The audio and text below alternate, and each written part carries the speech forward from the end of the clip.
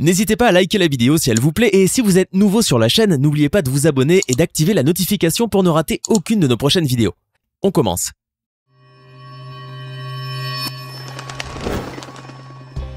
Bonjour et bienvenue à tous. Quand nous pensons à des routes, nous imaginons tous certainement des autoroutes pleines de lignes droites et répétitives. Pourtant, notre planète est immense et toutes les routes sont loin de se ressembler. Intrigantes, dangereuses ou magnifiques, installez-vous confortablement car aujourd'hui nous allons découvrir les 10 routes les plus folles du monde.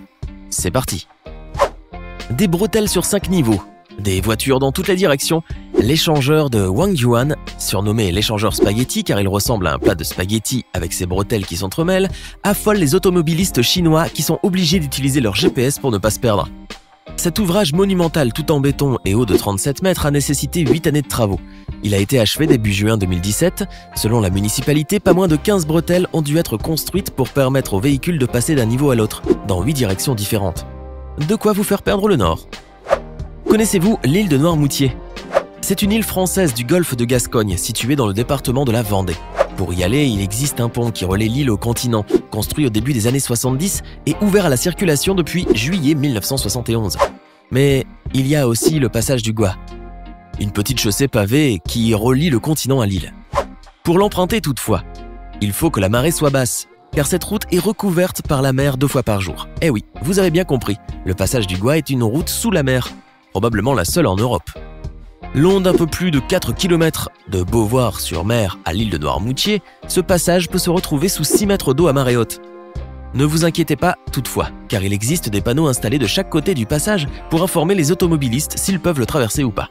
Généralement, il est possible de l'emprunter depuis 1h30 avant jusqu'à 1h30 après l'heure de la marée basse.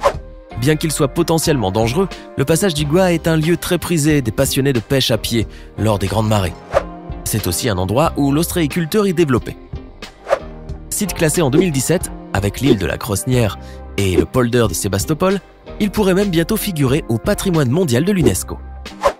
Si vous êtes de ceux qui aiment les voyages alliant nature et sensations, cette route vous fera certainement vivre une expérience inoubliable. Appelée route de l'Atlantique, ce parcours d'un peu plus de 8 km part du village de Bud, dans la commune de Fræna, jusqu'à Karvak, sur l'île de Havrøy. Cette section, qui fait partie de la RN 64, serpentant au nord-ouest de la Norvège, est l'une des plus belles routes du monde, sinon la plus pittoresque au monde selon le journal The Guardian. Reliant plusieurs îles et récifs à travers 8 ponts, la route de l'Atlantique se trouve à fleur d'océan. Elle a été inaugurée en 1989 après 6 années de travaux durant lesquels il a fallu faire face à 12 ouragans qui ont sérieusement mis à l'épreuve les fondations et la qualité de la route. Si un jour vous vous rendez en Norvège, eh bien sachez que cette route vaut vraiment le détour. Cyclistes, pêcheurs et plongeurs s'y rendent pour une virée en mer ou pour découvrir les magnifiques paysages de cette région côtière, très prisée par les touristes. D'ailleurs, elle a également servi de décor à plusieurs publicités. Nous vous laissons un peu imaginer le tableau que cela donne lorsque la mer est agitée. Époustouflant. La route de la mort. Rien que le nom de cette route fait froid dans le dos. Située à environ 1 heure de La Paz, la capitale bolivienne, la Ruta de la Muerte, route de la mort en français ou encore route des Yungas, est considérée comme la route la plus dangereuse du monde. En raison de ses pentes abruptes, de la présence d'une seule voie, large de seulement 3 mètres à certains endroits et de l'absence de garde-corps, cette route devint réputée extrêmement dangereuse. À cela s'ajoutait l'abondance de pluie et de brouillard, réduisant considérablement la visibilité, le sol boueux et les cailloux tombant des montagnes. La dangerosité de cette route était aussi amplifiée par la fréquence de camions et de poids lourds qui transportaient des produits agricoles de la région à La Paz et des agrumes ainsi que des passagers arrivant de l'extrême nord du pays dans le sens inverse. On estimait que dans les années 90 et au début des années 2000, entre 200 et 300 personnes y perdaient la vie chaque année. Pourquoi ne pas construire une autre route alors, tout simplement, si celle-là était aussi dangereuse? Eh bien, c'est ce que les autorités ont fini par faire, mais vous allez le voir, cela n'a pas complètement résolu le problème. En effet, en 2007, une alternative beaucoup plus sécurisée a enfin été construite et rares sont désormais les automobilistes locaux qui se risquent à emprunter la route de la mort. Elle est cependant désormais devenue une attraction à touristes adeptes de sensations fortes qui adorent la dévaler à vélo. Or, bien que les cyclistes les plus intrépides puissent emprunter cette route rocailleuse nichée au cœur d'un cadre montagneux époustouflant, où le silence est parfois déchiré par les cris perçants des condors qui survolent votre tête, une seule règle doit être respectée. La prudence est point de distraction, car un seul faux pas peut être fatal. Ainsi, malgré les efforts des autorités, la route de la mort tue toujours aujourd'hui 30 à 40 personnes par an, dont plusieurs cyclistes malchanceux ou trop imprudents. Cette route est la partie la plus méridionale de l'US Route 1, une route qui longe toute la côte est des États-Unis et qui est l'une des plus longues du pays. Elle relie l'île de Key West, dans l'archipel des Keys, à la Floride continentale. Située à l'extrême sud, l'Overseas Highway s'étend sur environ 182 km et vous permet de rouler à travers les îles et de vivre l'expérience de la route sur la mer. D'ailleurs, elle compte parmi les plus belles routes du monde puisqu'elle permet à tous ceux qui l'empruntent de profiter du panorama sur l'océan. Ce qui la rend spectaculaire toutefois, c'est le grand nombre de ponts que vous pouvez franchir. 42 ponts enjambent les eaux de l'océan Atlantique, la baie de Floride et le golfe du Mexique.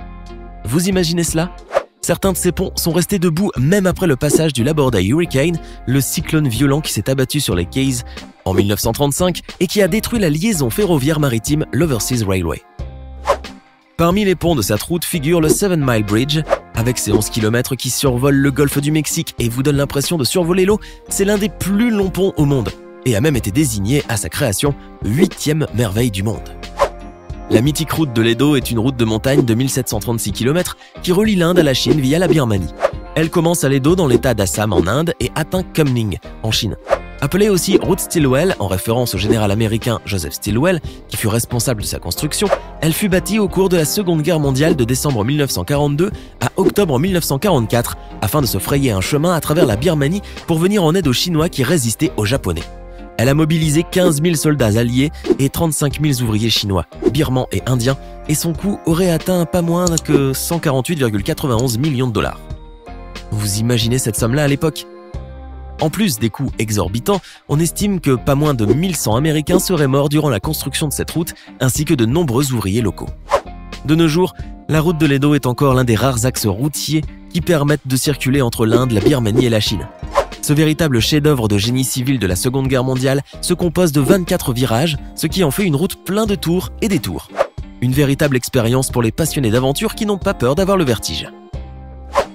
Les Needles sont une chaîne de granit qui se trouve au Custer Park, au sein des Black Hills, dans le Dakota du Sud, au nord des États-Unis.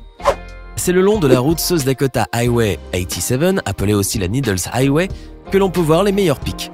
Cette route sinueuse, connue aussi comme la route des aiguilles, traverse le Custer Park et fait environ 22 km de long. Elle est toutefois entrecoupée de tunnels qui sont taillés à la même roche et dont certains sont très peu larges et pas très hauts.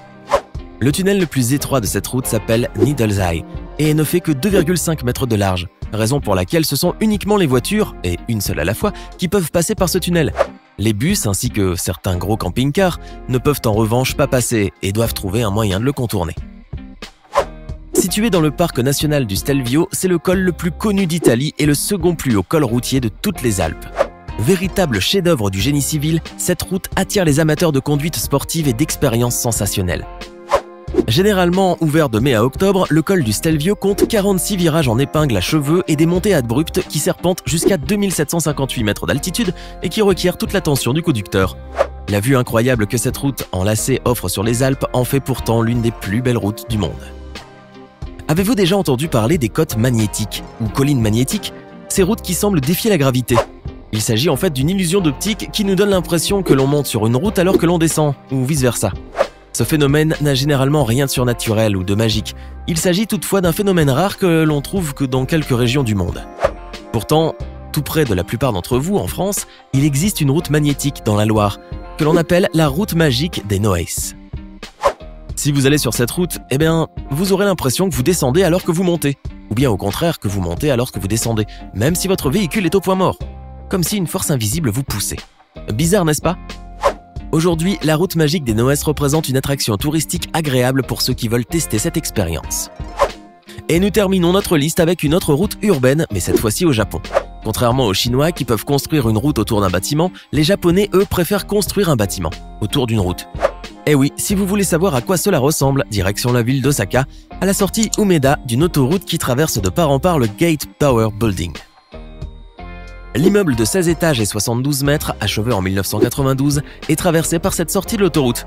Mais pour la petite histoire, c'est une première interdiction de construction de ce bâtiment qui est à l'origine de cette œuvre insolite.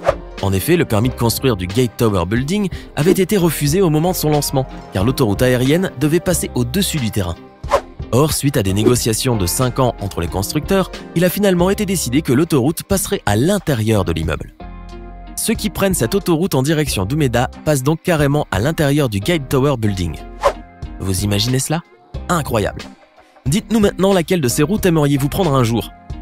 Écrivez votre réponse dans les commentaires. Sinon, si la vidéo vous a plu, n'oubliez pas de mettre un pouce bleu, de vous abonner et de la partager avec vos amis. À demain, même heure, même chaîne, pour une nouvelle vidéo.